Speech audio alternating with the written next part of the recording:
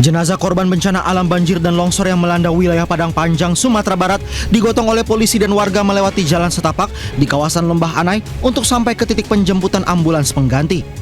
Sistem transfer antar ambulans ini dilakukan untuk mempercepat mobilitas dan memberikan kemudahan kepada keluarga korban di rumah duka.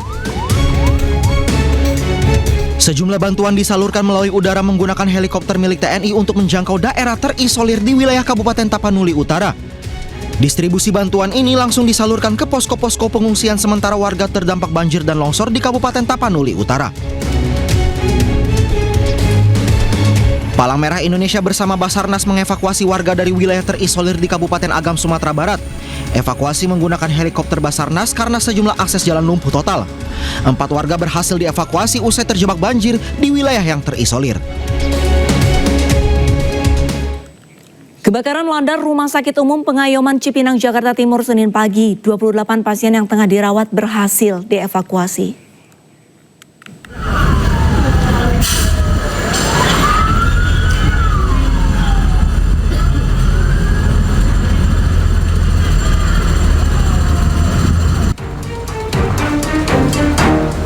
Kebakaran melanda Rumah Sakit Umum Pengayoman Cipinang, Jakarta Timur Senin pagi.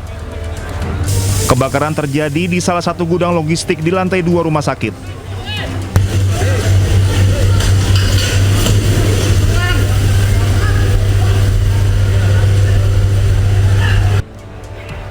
Kebakaran ini sempat menimbulkan kepanikan warga sekitar.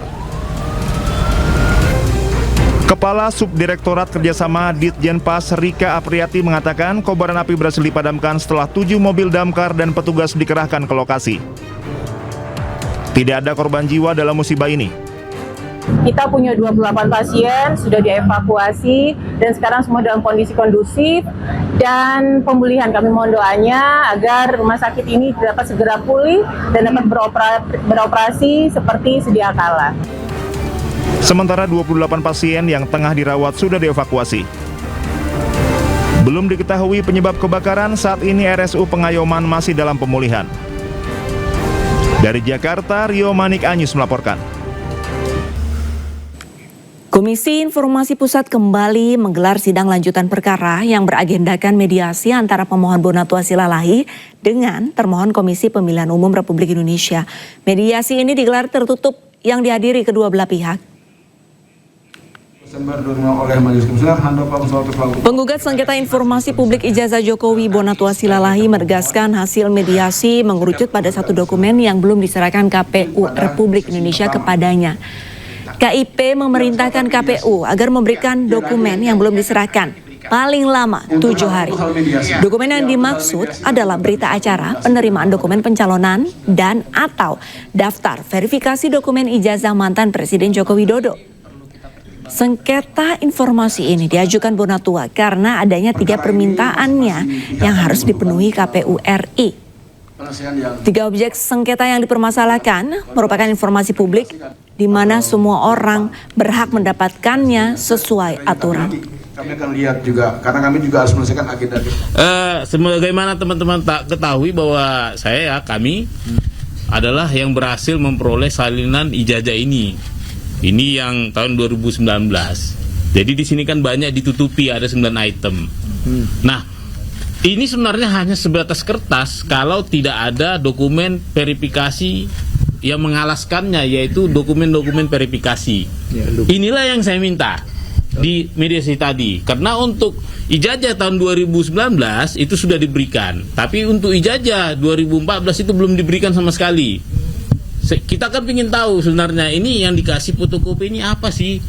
Apa sih bukti-bukti yang mengalaskan bahwa ini bukan sekedar kertas? Bukti pendukung lah. Bukti pendukung. Dan ini juga kita pakai untuk menjadi bukti-bukti di pengadilan, termasuk di MK. Bukti-buktinya. Tadi alhamdulillah ya, tadi berkat Pak Mediator kita bersepakat dengan KPU untuk diserahkan seperti tadi paling lama 7 hari seperti itu.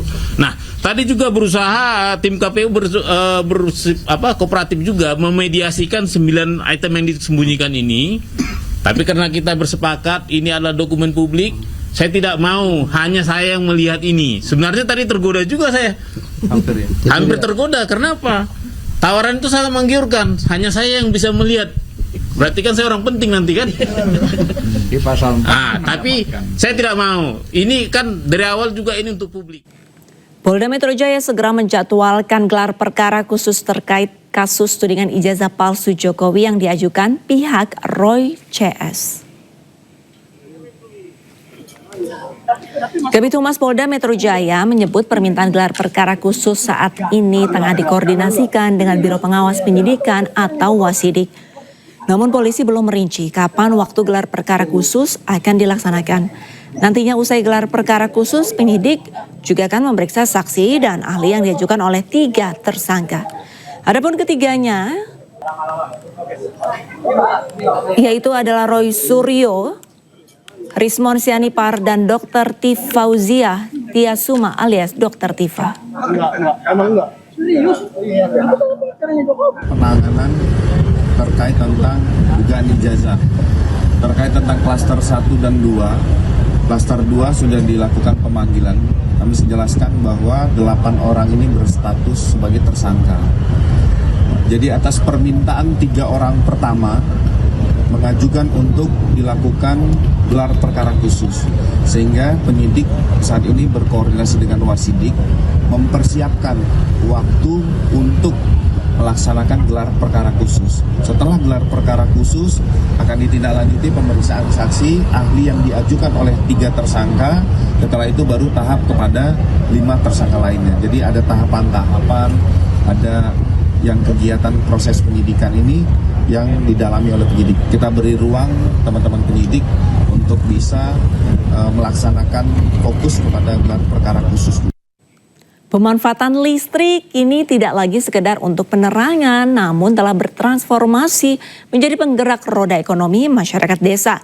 Seperti yang dilakukan warga Kabupaten Bogor, Jawa Barat yang sukses menyulap lahan terbatas menjadi pusat produktivitas ekonomi dengan mengadopsi konsep electrifying agriculture dalam sektor pertanian dan perikanan.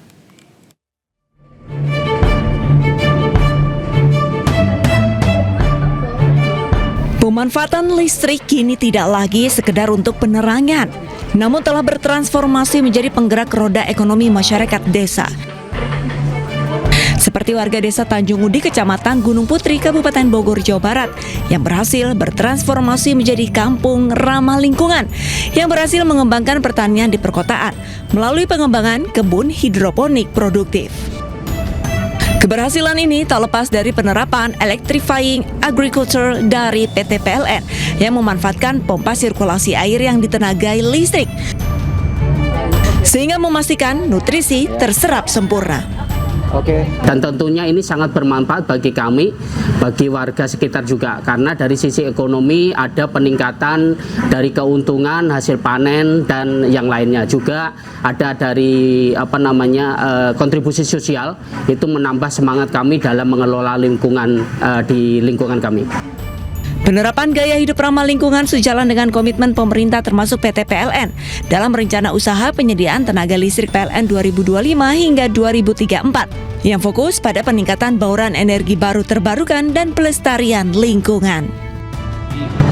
Perencanaan dari pemerintah ada RUPTL, Rencana Usaha Penyediaan Tenaga Listrik 2025 sampai 2034, menambah kapasitas pembangkit 69,5 gigawatt, di mana 76%-nya berbasis pada energi baru terbarukan. Artinya pemerintah mencanangkan transisi dari fossil based development menjadi renewable based development.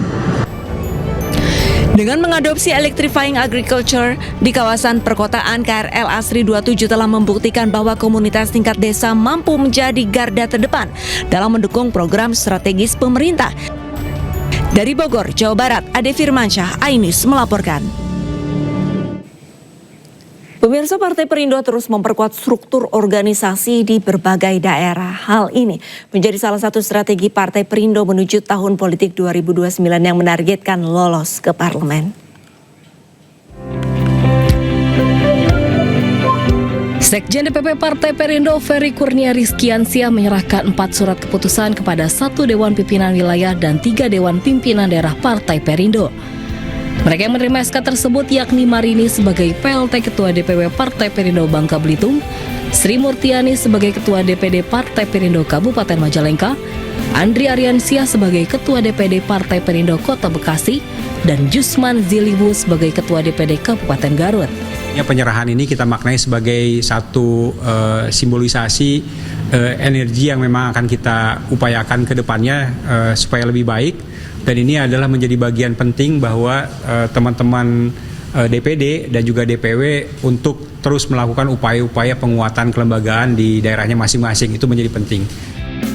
Dengan penyerahan SK ini, Partai Perindo berharap seluruh pengurus di daerah segera melakukan konsolidasi internal dan menyiapkan strategi pemenangan, program, dan kegiatan Partai Perindo yang menyentuh langsung ke masyarakat. Kita punya strategi nanti untuk kita seperti Pak Sekjen himbau tadi, kita harus memberdayakan media sosial yang ada juga. Terus proses hire untuk anggota-anggota Perindo itu setiap periode harus kita lakukan terus-menerus. Jadi sudah punya target kami sesuai dengan arahan DPW, kita minimal 3 DPRD kabupaten dan minimal 1 DPRD provinsi. Partai Perindo yang dipimpin Angela Tanusudibio akan terus melakukan penguatan struktur di berbagai daerah demi mencapai target lolos parlemen di pemilu 2009 mendatang. Dari Jakarta, Bagus Prestiadi dan Hoirudin, iNews melaporkan.